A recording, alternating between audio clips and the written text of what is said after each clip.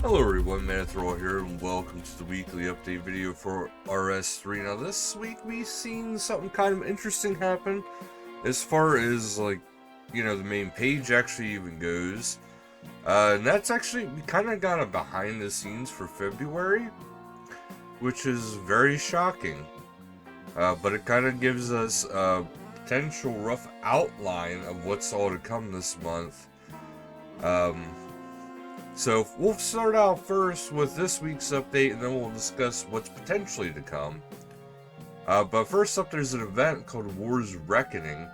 So there's a creeping horror that's about to emerge in Sentiston, and you'll need 95, 105, and 115 Slayer to take on the abominations that are crawling out on February 28th.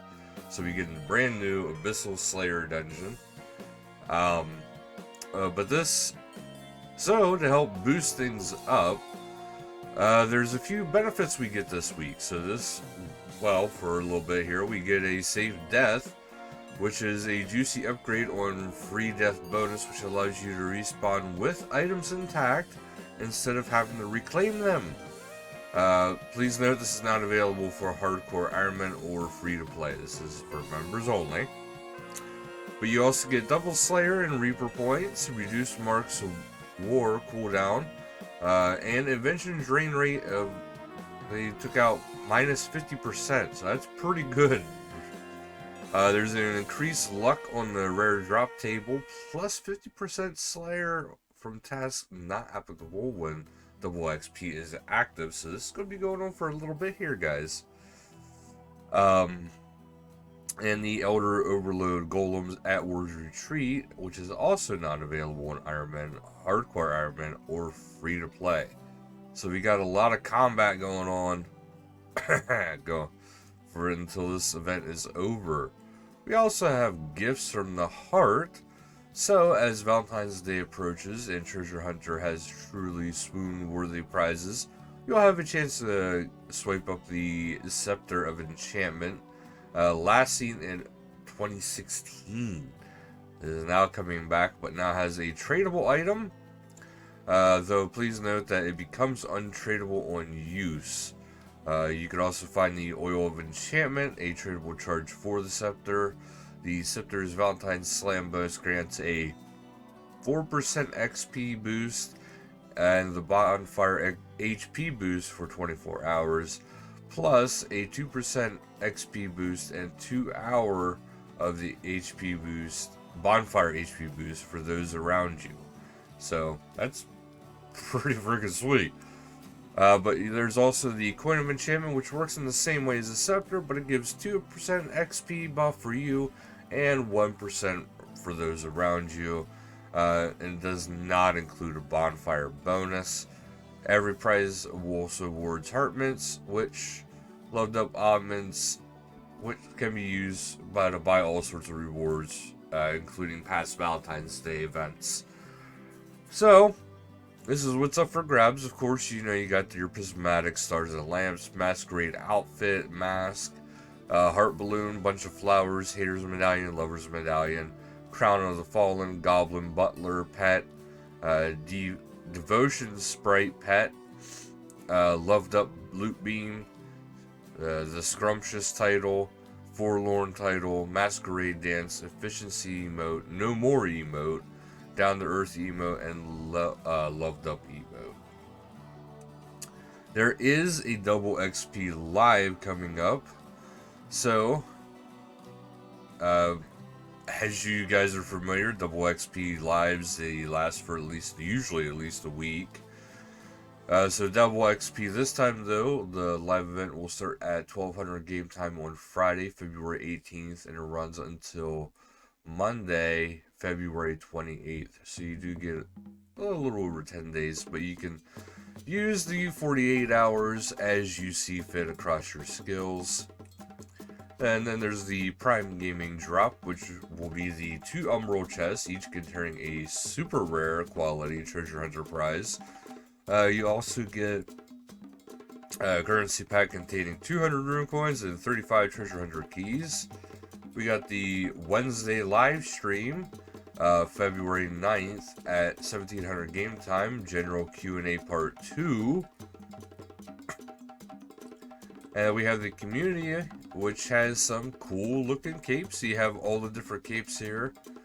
I believe it's 5, 10, 15, and 20-year capes all lined up together. Which it does get kind of fancy going further. And then we have another one here by Lumpy Hamster UK, showing off the cape there, as you can see, which looks pretty sweet. And we have another one showing off the cape here for what Waz_Joe. And then we have some concept art here, which looks pretty sweet. And I'm not too sure what. I know it looks Zero's themed, but I'm just not too sure what it is. That does look pretty sweet. And that was by Wolfdog Art.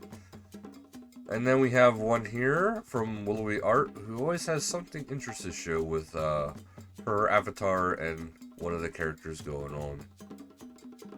And then we have the Pink Skirt events, which is next, Angel of Death, hosted by Philly PD and Eyes of Dark Fire, which is going to be Thursday, February 10th at 20:30 game time, World 68. And it'll be in the ancient prison of the God Wars dungeon. The FC is a help.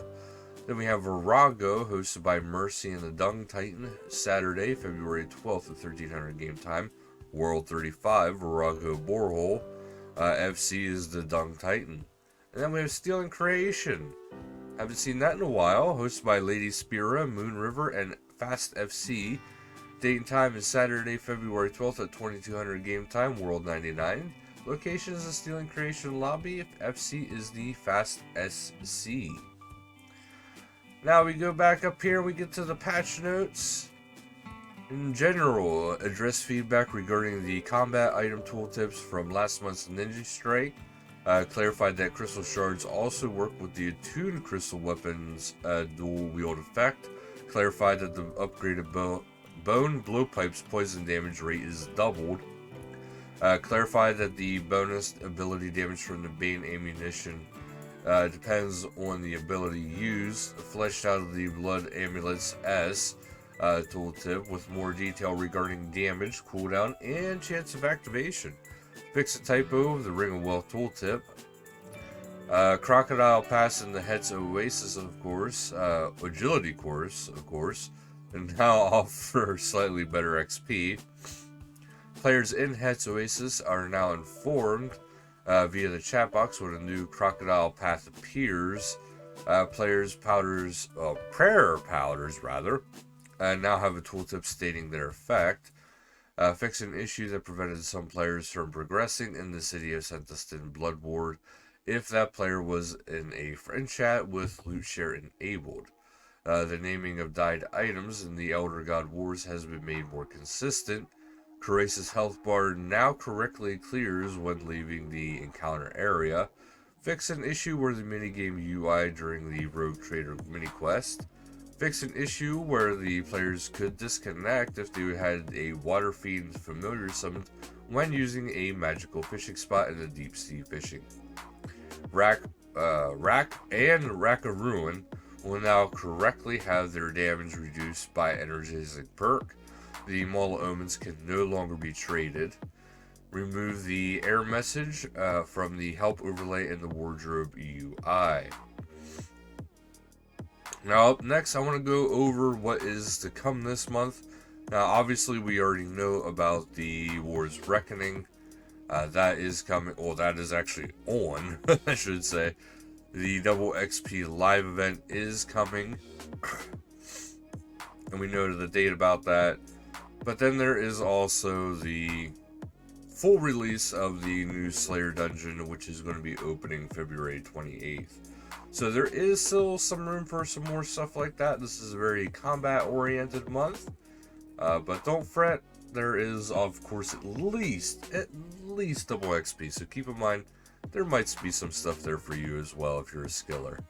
So thank you guys so much for watching, and until next time, later guys.